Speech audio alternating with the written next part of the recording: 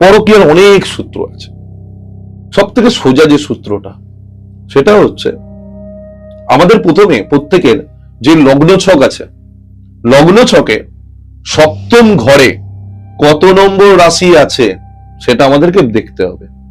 মনে করি যেমন মেষ লগ্ন, যদি আমি কালপুরুষের কুণ্ডলী বলি, মেষ লগ্নের ক্ষেত্রে সপ্তম ভাবে তুলা রাশি আছে।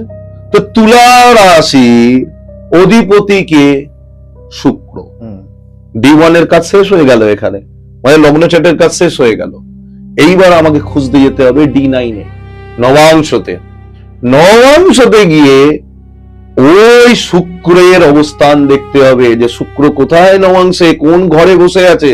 যদি ষষ্ঠ ঘর, সপ্তম ঘর, অষ্টম ঘর অথবা দ্বাদশ ঘরে বসে থাকে, তাহলে 110% পরকীয়ার চান্সেস বাড়বে।